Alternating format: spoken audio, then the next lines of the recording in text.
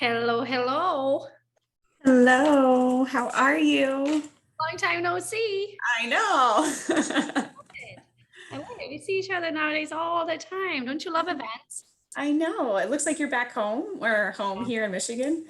And we started packing. Joanne is upstairs, just going one cupboard at a time, right? I'm like, where do we even start, right? Like, and so many things we are not taking with us. So I'm like, what do we even do? I'm turning this because that thing right there is kind of inappropriate. I hand drew something fun for my girlfriend's birthday.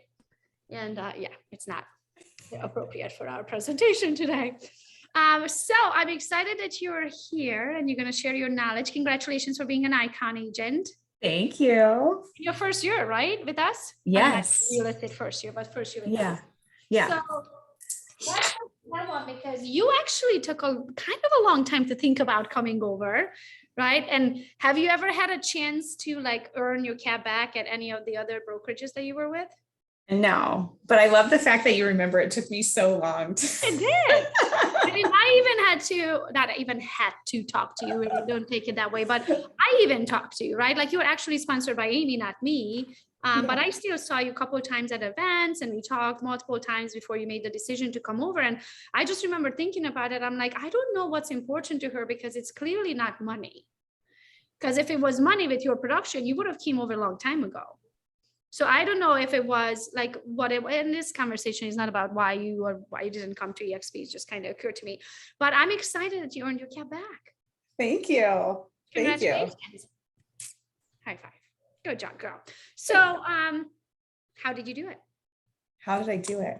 Well, that was one of my goals when I came over, right? Like I'm just a production driven person, like, and so for me, like as a kid, getting rewarded for doing good was like, it's just like fundamental, but like, that's not how the world really works.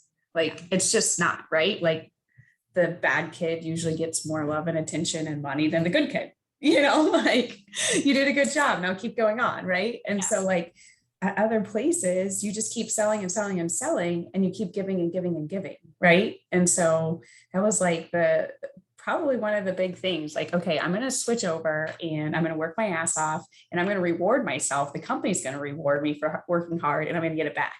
So like, I mean, that was my goal the first year. So I'm glad I did it. I wasn't sitting there the whole year, like icon, icon, icon. But when I got closer, I was like, okay, it's in my grasp. Right. And then actually Satiro would like message me and be like, where are you at? Like, how close are you?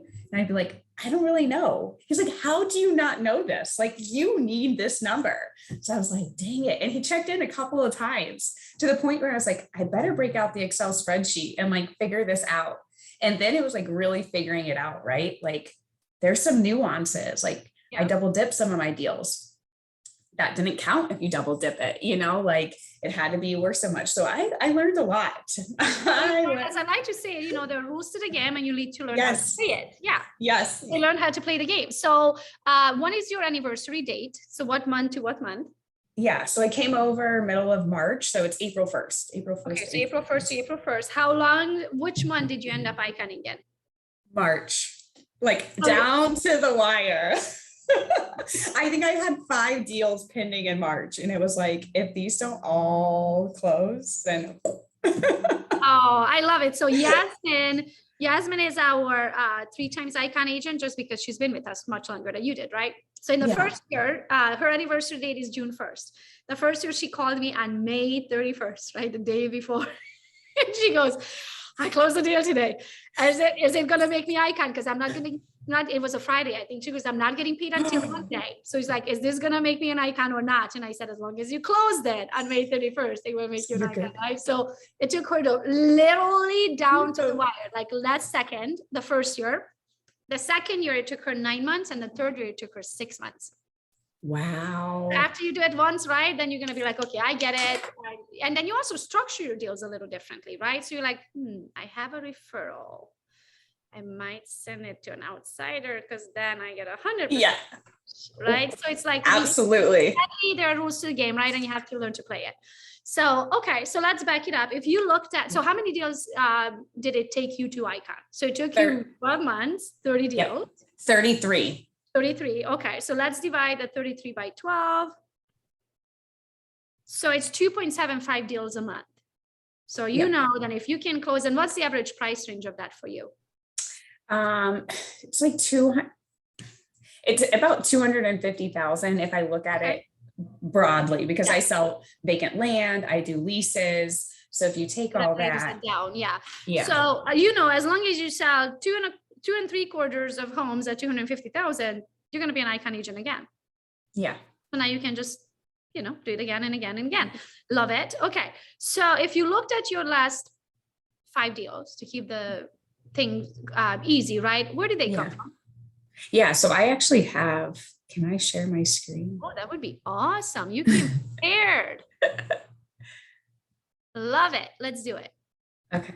Let's do it. Maybe. There we go. Okay. So I created this for our powerhouse presentation. So love it. Let's do it. It was like quick, and don't judge me. My brain does not work in a marketing format. So I don't. I can't make things pretty either. No, I can't either. So first of all, I'm dual licensed in Florida and Michigan. So of those 33 transactions, 4 of them came from Florida. The rest of them came from here in Michigan.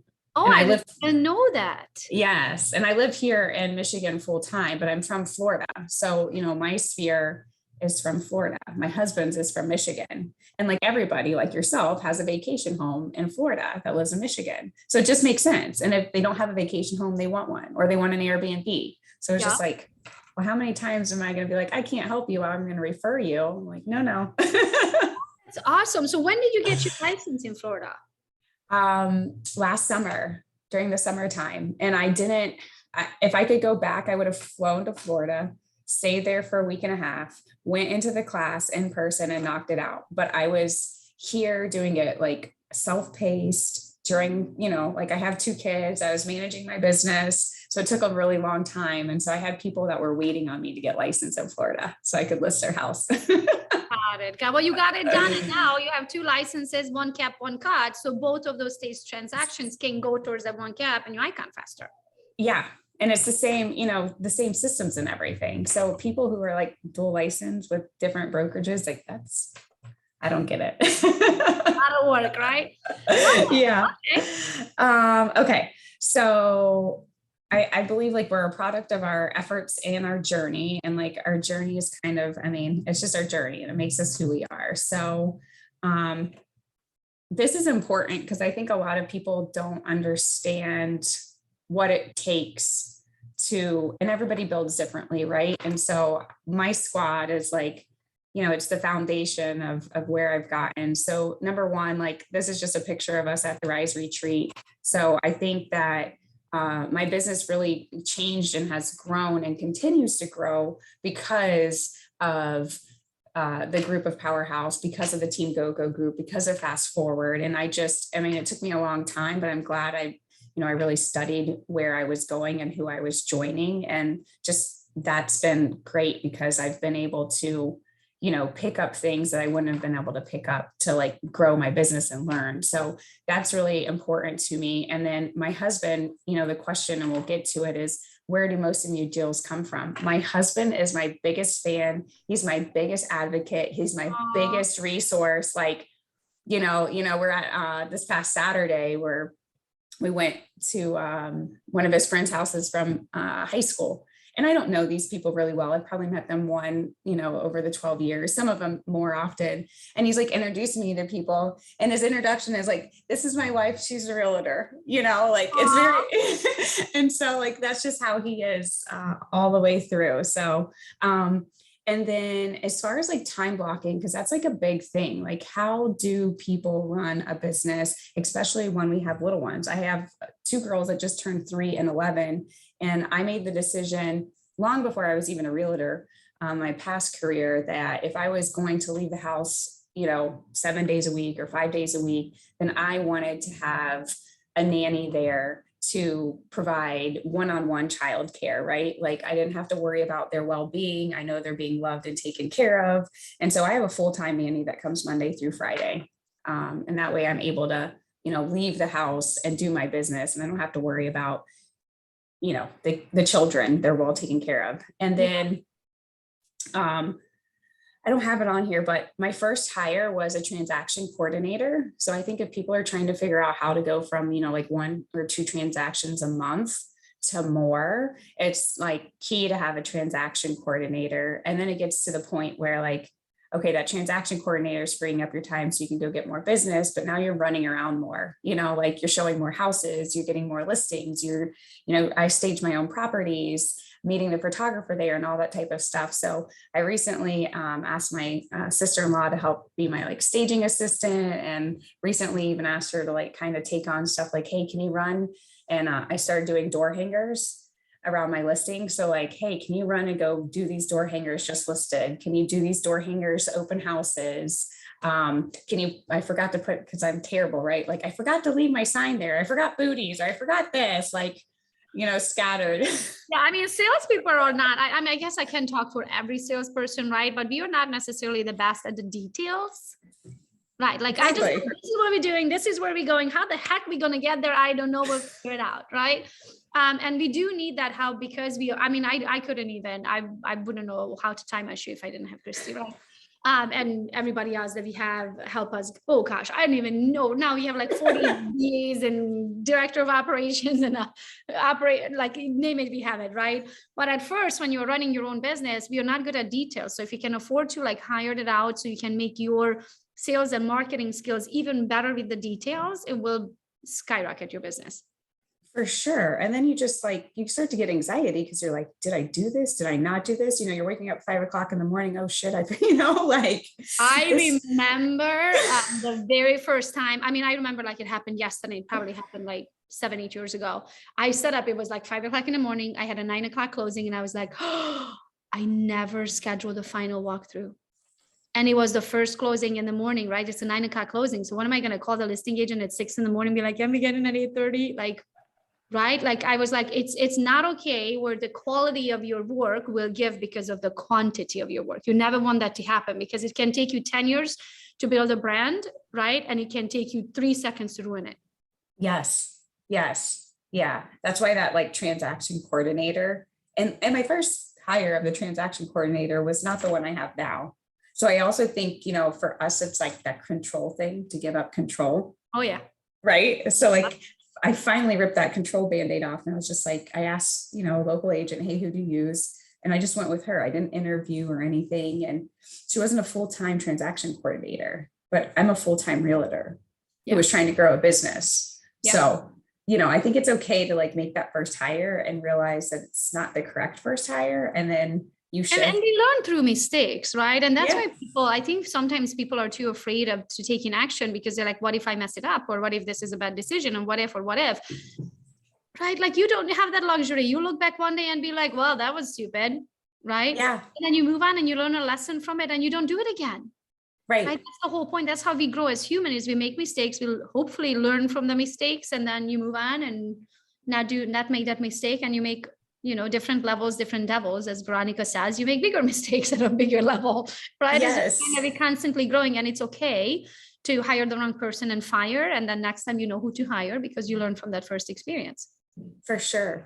And I just kind of a tip here. Like at first I was like a transaction coordinator. I didn't know exactly what they were going to do. I'm very like, my background's accounting. So I was like, paying someone this money, like how many hours are they really, working? What's the hourly rate? Like now I'm like, why didn't I do that longer? And now I know not necessarily sales pitch, because I'm not sales pitchy at all, but like when I tell my clients, it's right there, transaction coordinator fee is $3.99. And I say, our transaction coordinator is Laura. She's going to be handling all the paperwork in the back end, and she'll be reaching out to you to sign things. And, she's just running all the stuff in the background. They're like, okay, great. Like I've never had one person be like, what? I had this guy, I didn't get the listing, but it was like a $2.5 million listing. And when I was going through everything, he was like, that's really smart. Everybody should have one. I'm like, yeah, I know. Exactly. Right. So if someone's like worried about that whole thing, like just say it the right way, say it how it really is, and no one's going to balk at it. Yeah, and it's also, you don't have to worry about necessarily of like how many hours they work for that, right? You have to worry about in those hours, if you went and lead generated. So if it, let's say if it removes 4 hours from per deal off of your calendar, right? In those 4 hours, if you went and you lead generated, you did what you did to get that deal, right? You did it all over again 4 more times. How many more clients would you get? Right. Right? Yeah. How many more commissions, how many more opportunities you would create for yourself versus pushing paper and getting signatures? Yeah. And getting frustrated and having to do it 5 times because you forgot a freaking initial here, you know, like, yeah. Yeah. Totally agree. For sure. Coordinator as first, then virtual assistant, then in-person assistant. That's the route I would take if it was me. Yeah. Yeah. That is definitely the route I'm on. And then I think like having a business strategy partner or a business bestie or something that you like, or like someone who's committed to growing their business at the same pace you are, and that you can bounce ideas off of every day or every other day or check in with. I think that's key too, because it's a very solo business. And if you have no one pulling at the oars with you, or, you know, just checking in or whatever, it can get pretty daunting, you know, like. So is that Nikki for you? Yeah, that is Nikki for me because we're local. So we get to get together in person. She's also in my downline. So as she grows, you know, it helps me, but it's someone to kind of bounce ideas off of. And she's more creative and she can make things look pretty in Canva and I can't. So that is Nikki for me. So I know we're kind of on a time thing.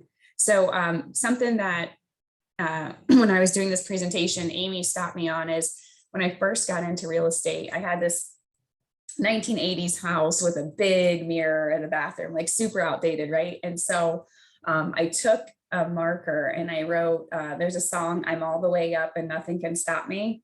And so I wrote that across my mirror. And so every day I'd go in there, you know, I'd kind of sing and my daughter and I would sing. And she was like, that's so cool. And like, I think everybody should do that. And then she was like, well, what's on your mirror now? I'm like, oh, nothing's on my mirror. I'm like, that's so silly. Like go home and write something on your mirror.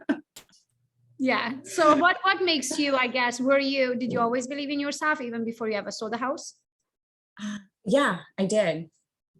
The first house I sold was 1.3 million, which is my most expensive house I sold to date. So wow. So that just set a good foundation for you. I'm good. Like I'm really good.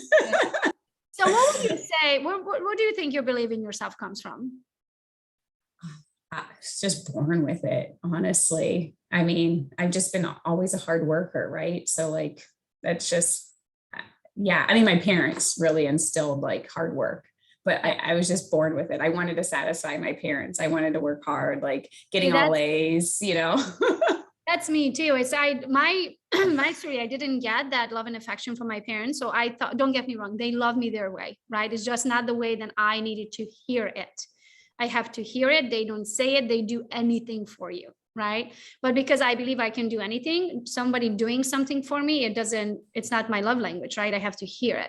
So because my parents never told me, I thought if I achieve, then they're going to tell me, right? So if I get first in this, then they're going to tell me how proud they are of me, right? Or if I do that, then they're going to tell me. Or when I do that, then they're going to tell me. And they just never came, right? But then that turned me into me. Now it's a habit. Now I don't know how to do anything else but achieve, right? So it made me me. Yeah, it totally, it does. But, you know, it's great. But sometimes I wish that I could turn that off, right? Do you ever wish? I know, I don't have any other options. If I'm doing something, I have to be on top of the list and not on the list at all. Like I'm just competitive. It's my nature. That's the only way how I know to be. But in that process, right? I guess I wanted to get to the point of this. And in the process of that, realizing with my childhood and all that, I also realized that the for sure love that I could always count on was always from me. Right? I could always count on me loving me because I couldn't force my parents to love me the way I needed them to love me. Right? So when you learn to love yourself, then it's not important from the outside world. Then I can set any goal and believe that I can achieve it because I believe in me. I love me. Right? I wouldn't set the goal if I didn't want to. Like golfing. I don't want to be freaking Tiger Woods. I hate golfing. This is more than anything, right? I'm not good at it. So that's not a goal for me. But if I set a goal in something, you can put your head down on it, then I'm going to be winning at it. So you're That's the same awesome. way? Yeah, I am. But I guess I don't really set too many goals. And that's probably not a good thing, because if I set them, then I would set out to achieve them. But like, yeah, but like I just always am achieving. So I need to set some goals. Yeah. and, I love it. and force myself to do it. Okay, so let's skip down to here's my schedule, because I think that's probably a topic that you get asked a lot too. And like, this was how I was able to icon, right? So usually I wake up at 6 a.m, and from like 6 to 9, I just try to hone in on mom time, right? Like get the girls ready, get the one to school. I do check some emails in there, but I like my nanny shows up at 9, and I like am working from 9 to 5. Like I'm working. And I'm getting better about setting appointments and networking. Like I wish from the beginning of getting into real estate, I would have understood the value of networking with other business people, networking with moms, networking with, clients and all of that. I didn't start doing that until really like I joined eXp, and I started just to hear how other people were networking with people. I was like, oh, What a great idea. Why did I do that? Yeah, same here. I was too busy building a business. I didn't realize then I could have just networked with people, and that would have built a business. Right? You're like, oh. Exactly. I'm like, your network, what is it? Your network is your net worth. That makes sense. I've never heard that, but yeah. The higher caliber of people you know, the more you get paid, right? Because then they know higher caliber of people, then they recommend somebody who's buying a higher, more expensive home, right? So it's just goes on. Okay, 5 to 9.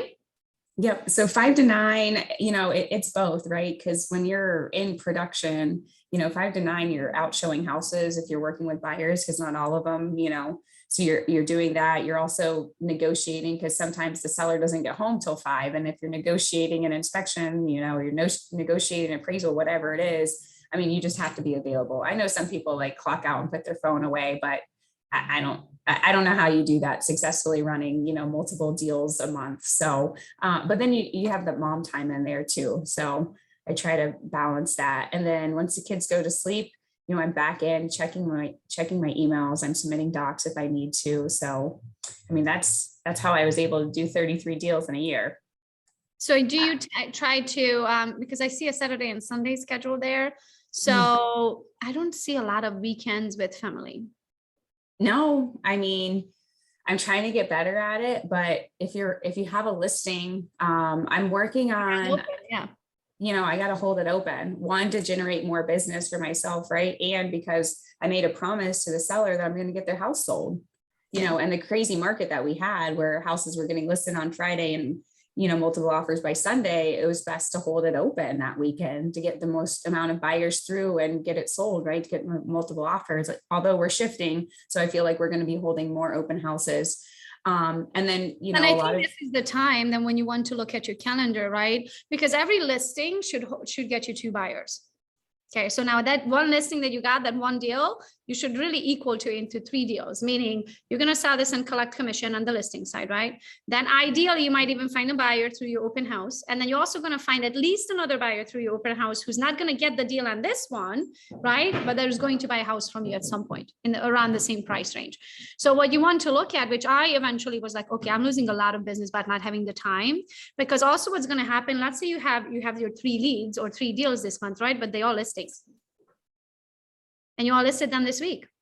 You can't possibly be at 3 open houses at the same time, right? So now you're like, I have to sacrifice, I have to choose between the 3, which one I'm going to hold open. And then you don't have the time to follow up with the buyers anyway. So it's really time for you at this point. You're already icon, right? Now you want to look at it and say, okay, I have to get a buyer's agent.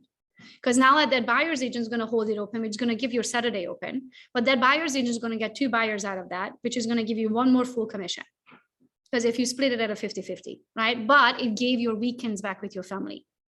And you can still hold your promise to the seller that I'm going to hold your home open. It's going to be your buyer's agent who holds it open, but the house is getting held open.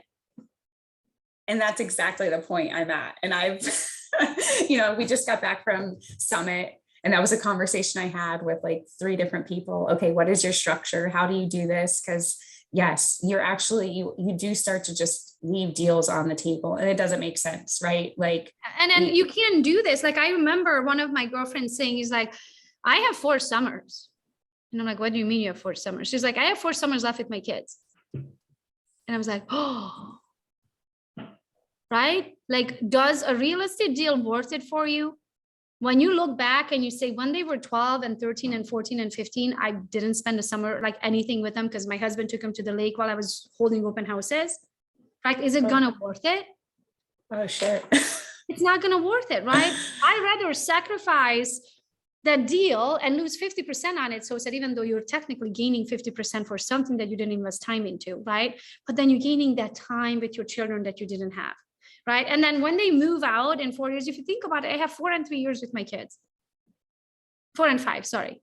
With Kobe, I have 4 years. With Duke, I have 5 years. And then they go to college. Nothing is worth these years. I want to spend these years with them, right? So what I want you to do is to start looking into getting yourself a buyer's agent and then free up your weekends. So then you can spend it with your husband, spend it with your children, and still get, because that buyer's agent is going to get you 2 buyers off of that listing, right? Which is one more full commission that right now you're potentially missing out on. Because if you have all of these listings, you can't possibly hold it all open. No, and that's I can't. opportunity that you're walking away from.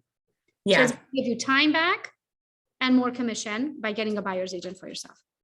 All right, let's do another meeting because I want to Take my rate on it. Yeah. Sounds good. So Saturdays you do open houses, Sunday you do showings, and we're gonna change that. Okay. Yeah, for sure. Okay, so here it's kind of crazy, but here's all my deals so that we can just see exactly where they came from. Love it. Okay, so Molly came from property management referral. How did that come about? That was me learning how to play the game, to be quite honest. I love it. Okay, so tell us. Yeah. So, when you have a client who's, getting a lease or whatever, and they're going through a property management company, because this is something else I learned is there's property management companies who are better at doing leases than we are. They have more time, right? And so sometimes from a landlord perspective, it's better just to refer them to a property management company, right? So hey, so that's one of those situations. So you can use that towards an icon if you just refer a deal to a property management company. Oh, awesome. Okay, so this is a referring out from you to the property management company. Got it. Yes. Then the seller personal deal. Yeah. So that was just like me selling my house and actually vacant land. And I know that we can, I think get like 1 or 2 or 3 personal deals. Three per year. Yeah. But for me, it didn't make sense. Like I was trying to icon. So I'd rather just do the minimum. My 20% so I can get it all back. Yeah. Next so one, SY referral, Scott. Yeah. So again, this is my husband. He knew somebody that wanted to buy a house. So he's like, Leila, pick up the phone and call this person. And I'm like, all right, gotcha. That's awesome. Clever. So this is an online, I was just telling agents, I get messages all the time from like all these different companies who are, I guess they're buying leads. I don't know what they're doing, right? But their business is, let me find someone who wants to buy or sell a house, and they take a referral. Yeah. And so I was talking to these agents the other day. They're like, well, I kind of like just ignore them. And I was like, well, like, why don't you schedule a call with them? See what they have to say. Like, what's the worst thing that could happen? They're full of shit. They know things. I was like, yeah, say no thanks. I'm like, now, if they're telling me that they want money up front, then I'm like, okay, I think you're phony, right? Like, if you want the commission on the back end, you want the referral, like, I'll give you the time of the day. I'll listen to your pitch. And like, again, if I had a buyer's agent or buyer agents, I'd do that all day long. So there you go. I think you're catching on really fast. Right. And then past client referral. Yeah. So this is okay. So I had a referral from Workplace Chat to sell vacant land in Metamora. This was $110,000 10-acre parcel. So I don't just like take photos on my phone. Like, stop doing that if you're doing it. Even if it's $110,000, I don't care. I'm getting professional video. I'm getting professional photography done. In this case, it's vacant land. It was beautiful. It was drone photos. And I had him do like a video coming in through the, subdivision and whatnot, because it's horse country. Oh, yeah. So like this referral though, like, that I don't know if you were in Coach Birch's thing, like the whole 7 to 15 touch follow-up. Yep. Right. So, I mean, I must have like for 3 months, even though this was a referral, I kept like checking in with this guy. Oh yeah. Like I was literally walking out of the coffee shop to sign the listing paperwork. And he calls me, he's like, sorry, something came up. I can't do it today. I was like, oh man, okay. Like I'll hit you back up in, a couple of weeks, like you said. And so I just like kept, like following up. Had I not, and it was like, some people probably would be like, okay, is it really worth it for $110,000? What is that? $3,000 at the end of the day. But I always I'm like, whoever God sends my way, I'm going to help. Oh yeah, exactly. There's a reason why they cross your path. Yep. Right. So finally I get this guy under contract. I list it. Lo and behold, he tells me my neighbor over here wanted to buy it a couple years ago. Okay. But I market it, right? And so I start picking up all these other leads because people are calling me about vacant land. So Karen calls me. And Karen's like, I've been looking for a house. And she's sweet as can be. She is now my client. I love her to death. I just randomly ran into her at the coffee shop and we talked for like 2 hours and we didn't realize it. But anyways, Karen calls me to buy this vacant land and I'm talking to her and she's like, I really don't like realtors, like I've been looking for houses online for 7 years. And we just hit it off. And I actually like listened to her and what she wants. And I'm like, well, let me just build a home search for you. And, we'll check them out if you like them. So lo and behold, 45 minutes later, talking to Karen, I set up a home search for her. And I'm like, hey, house hit the market, or she might even reached out to me, a house hit the market I want to look at. So I take her and her husband and her family to look at a couple of houses and they end up, loving me. I love them. And they end up buying a house with me. And the house is like 600 and something thousand. So me following up on this $100,000 referral. So I had to pay out on that. Ends up getting me new client Karen for 600 and something thousand. Karen has a house to sell. So I ended up listing her house for 400 and something thousand and selling it. And I ended up selling it, the $100,000 lot, to the neighbor. So like I dipped it. I double dipped it. Now So you're at $1.2 million for following up with the $100,000 vacant land. Yes.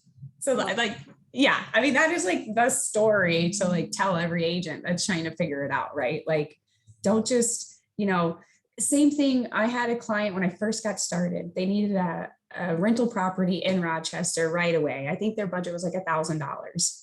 And I remember sitting at the office with one of like the top producers telling him, I'm going to go show this, client some rentals. And he's like, I don't even do rentals anymore. Like, I don't have time for that. And I was like, well, that's kind of discouraging and sad, but again, I find them a house right away. And 2 years goes by. I think I might have kept in touch with them just a few times, but they call me and I'm at the airport flying home from vacation. And they call me and they're like, we don't know if you remember us, but like you helped us find this property a couple of years ago and we're now ready to buy a home and we want to use you. I was like, thank you. Yes, I do happen to remember you actually, And so I helped them find an off-market property. Well, I do my first client appreciation event because Kelly Armstrong in Powerhouse tells us about how she does her client appreciation events. So I do my first one in November and I invite these, past clients. And unfortunately, one of them had a family member pass away. And, she's like, hey, so-and-so passed away. I might have a house to sell, but, it's got to go through the process and everything. So I'm actually in the process of listing that house, should be hitting the market tomorrow.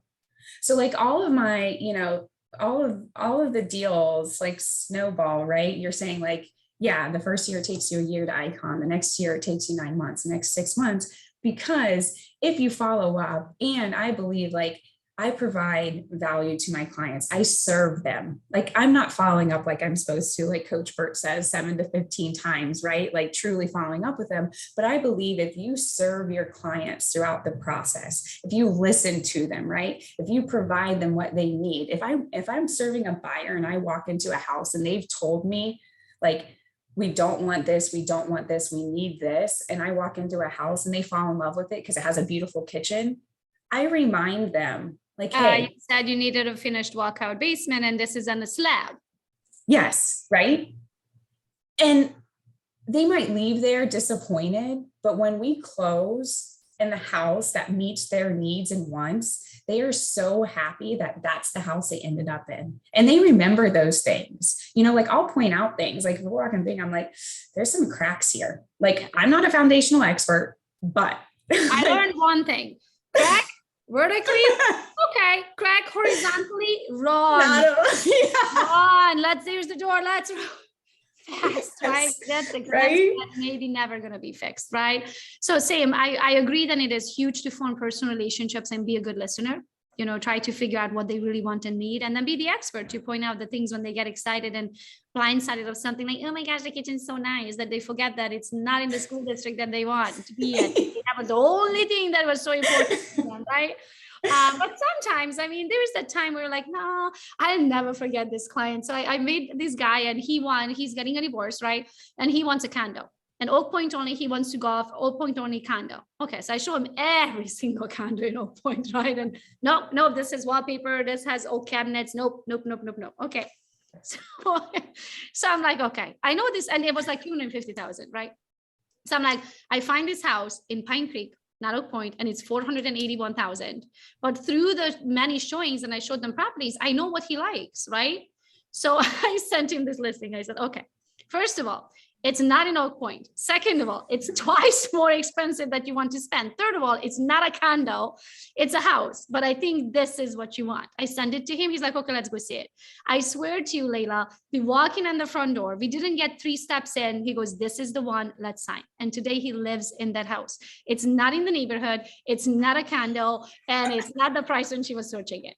But sometimes by listening to your clients and you get to know your clients, right, you know what they want. And sometimes it doesn't exist in the area or in the price region they want it in. So then it's your job and expertise, right, to go find it for them. Yeah. Be their best advocate. So on the right-hand side, you pretty much listed it all out. So you have, who's Stacy? That's my nanny. Okay, so she sent you one. Then your brother sent you one. Yeah. Then John, who is John? It's my father-in-law. He sends me lots of deals. So it seems like your friends and family are your biggest advocates. They are. I think that's like, I mean, it's so funny because in that Coach Burt thing the other day, like when he was, the thing at the end was advocates, and then it clicked. I was like, oh my gosh. I remember someone asking me, who are your biggest cheerleaders? And I was like, oh, who are my biggest cheerleaders, right? Who are those people that they are just your raving fans. They will tell anybody about you. Those are the people that you need to take good care of, right? Because they will send you 6 deals that if you take good care of them, then they become your biggest cheerleaders. And now those 6 turns into 12 because they each have 2 friends. They need to buy or something. And this is why I always tell people to have lunch with people or coffee. If you can afford lunch, take them out for coffee. Have that one-on-one with people that are your biggest cheerleaders, right? Because when you give them the time of the day and the attention, they will refer to you until the cows come home. I don't know if they say that in English, right? But they will always be there for you. And usually what happens every time I leave one of those lunches, the next day is like, my aunt's moving to town. I totally forgot to tell you, she needs a condo. She has 3 cats. Can you help her? And I'm like, absolutely. Right? It happens every time like clockwork. So take good care of your people. They refer and they'll come back to you. Love it. What else do you have for us? Answering the phone. Like it's fun. Like, you know, this is a sign call. It's amazing how many, like I answer my phone. I don't care what number it is. Yeah. Like if it's a spam call, great. You know, have a nice day. Not interested. Oh, you have something to sell me. Let me hear your pitch. Like maybe I need it. Maybe I don't, you know, like clever, right? Maybe I need it. Yeah, that's the service that you got 3 leads from. I see. Yeah. So, but it's amazing how many people are like, I don't know that number. I'll let them leave a message and I'll follow up with them. Yeah, they're gonna call another realtor that's gonna pick up the phone. Yeah. So just, you know, those sign calls and listening to them and converting them. Just again, I mean, you can just see here, like my sphere is my advocates. Yeah, I'm assuming with your family and your SOI, it's not like, hey, dad, I'm a realtor. Who you got for me today? I'm assuming that's not how your relationships work, right? It's just that they truly love you. It's family. They follow you. They see your success and they just second-handedly refer you all the time. Yeah. And they know, like, if you know me, then you know that I'm dedicated to what I do, right? Like, you just know that's my personality. I'm not, you know, we know some people that like just are cool with chilling on the couch. Like they go to work, they clock in, they go out. Like that's not me. So anyone that refers me knows like Leila is dedicated, right? Like she's going to do the right thing. Even, you know, we have hiccups all the time in our business, right? And it's like, you know, if I have a problem, I always try to find the solution or avenues to solve it before I pick up the phone and call a client. I used to do the same exact thing. I said, okay, so we had a problem, but I fixed it. Yeah, exactly. That's how I usually call. I never call of like, I have a problem. I call of like, we had a problem, but I fixed it. Yes. But I still have to tell you what you need to do. To fix this. You're going to have to sign right here, right? Right. Yeah. Have a solution before you call them with the negative news. Yeah. So like when people say that, you know, like when people are because people talk, right? So your friend is out to lunch with another friend and she says, you know, I'm buying this house and this happened, but the realtor did this. You know, like what's the better story, that or God, the realtor called me with a problem, you know, like, and now they're stressed out. Like, don't do that. Yeah, have the solution before. And then I think that also comes in at that point, it comes in who you know, right? Like talking about those circle of people, right? Like having those lenders, having those title companies, having that someone who knows something more about something that you don't know anything about, right? To be like, Gamma, what do I do? Yes. Right. And then they tell me what to do. And then I just call them back and be like, okay, we have option A and we have option B. Yes. Which one you want to take, right? How do you want me to handle this? Yeah. Have a solution. Right. And not being afraid to pick up that call. Cause like not every vendor you work with is going to send you business, right? Like I look at it like, okay, what are you giving me in return? If you can't give me business, can you pick up my phone call? Can you provide value? Can you help me solve problems? Okay, then we're good. Like if you can't do those things, then we're probably not a good fit. And if their customer service doesn't match my customer service, we're probably not a good fit, right? Like if I am serving my clients and providing value, I'm not a salesperson. I couldn't go into the middle of the desert and sell sand. That's not my personality. So I don't want to work with people like that are serving, you know. So I think that's really important for people. Yeah, to so a good example for that. Let's say you're showing houses on a Saturday, right? But the lender that you work with doesn't work Saturday. So now you don't have your pre-approval. Now you have to wait until Monday. Well, the house sold itself by Monday. Yeah. Right? Yeah. So I can't work. I need to work with someone who does work on a Saturday. So if I need you to update the pre-approval letter, I'm sorry, I don't want to bother you on a Saturday, but I'm working right now. So I need a new pre-approval letter. If you could just shoot it over to me in 5 minutes, I would appreciate it. Thank you. And then go back on the boat. You could shoot it from the boat. Right. But yes, absolutely. It's very important to have your people, right? Like those partners in the business, the title companies, the lenders, the attorneys, the inspectors, the appraisers, you know, all of those people to have the same work ethic or communicate the same way, right? As you do. Because I kind of become friends with my clients, right? So I'm like, what's up? Here's what's going on today. I'll see you at 11 at the inspection. I'm stopping at Starbucks on the way. They do want anything. Yeah. Right? That's how I work. So if I have a title company who's like, yes, ma'am. No, ma'am. No, you're not available until next Thursday at 11 o'clock. You're going to have to schedule through Zoom. I'm like, no, that's never going to. Exactly. Right. So we're going to have to work the same lingo because then my client's confused. Like I'm all this fun over here and then he's Mr. Serious. Right. It's not going to work. So I agree with you. So let's break this down. So 48% of your total deals were sellers. So 50% of your business is sellers. That's amazing. 42% is buyers. Then you had, what do you consider a landlord? I was representing a landlord. So I got their property. Okay. And then the 2 property management referrals. Yep. Okay. So you pretty much are like 50-50 at this point. So we need to, again, this is proof again, the numbers or the proof is in the numbers that you are ready for a buyer's agent. You were ready for a buyer's agent a while ago. We just have to pull that trigger. And yeah, you could have 2 buyer's agents really because you're pretty much pretty listing heavy, right? So those listings that you have are going to get your 2 buyer's agents to buy sides, right? So now we are talking on those 16, you're going to get 32 buyers. And I'm definitely, obviously the numbers show you, I'm definitely not doing that. Yes, exactly. So now you're going to have 32 buyers and the 16 listings that you had.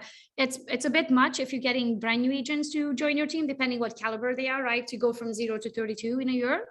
So I would probably get 2. Also, it's healthy to have competition. If you have only 1 agent, then there's no competition there. I'll just call them in 5 minutes, right? Or I'll call them tomorrow. I won't open. I'll just kind of do a half-ass open house this weekend, right? But if you're having 2 buyers agents doing it and the leads are coming in through the system and now it's first come, first serve, it's they just work a little bit. That's right? 1, will get comfortable. 2, it's a competition. And don't set it up on round robin, because that way then there is no reason for them to jump on it, right? So when the lead comes in, whoever answered first, I'll take it. That's the person who gets it. The early bird gets the worm. If you're hungry, you get the worm. If you're not hungry and just lollygagging all day long, then you miss out. So I would create competition. I would start with 2. And then of course you want to add them to your organization and downline. So search from outside of eXp. So then you can sign them up here and have them join you. I would not take on a buyer's agent that is not in my downline for now. Eventually, when you grow big and you start a mega icon team like Mark Z, then of course take them on, because it doesn't matter, you're going to make commission. But at first, if you're starting out and starting this right, I would train someone who then eventually can start their own team in your organization, right? So since you're going to invest all that time and effort into someone, I would want them to be in your downline. That makes sense. Yeah. Awesome. So Perfect. what else? Do you have another slide for us? I don't know that I do. I mean, it looks like I do, but I don't know what's on this last. Oh, we talked about this, vendor partners. Oh, that was just my little collection. Fun. Yeah, my little collection. Oh, I love it. Love it. So I made the selection too. I'm right there in the right corner. I love it. So what, I guess if you had to break it down to like 3 things that you think it's your reason for your success, what those 3 would be? Believing in myself. So that confidence piece, right? Because if you walk into any room and you don't think you're going to get it, or you can't do the job, then that's it. Fake it till you make it.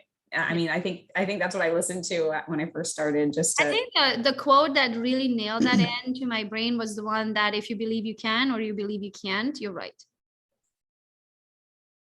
I like that. That's the one that really made me understand that whatever you think is your truth. And if you want to change that, then you have to change what you believe about that, right? Situation. And usually our beliefs come from our childhood, or something happened to us, or all that. So it's a little bit of a soul searching, and it's the dark corners of your soul, right? But it will, whatever you believe, right? You're right. Yeah. I like that. So I think that is just like, and then making the decision that I was starting a business and I'm running a business and it's on me. Like, we are all entrepreneurs. We are all the ones who are creating our paycheck.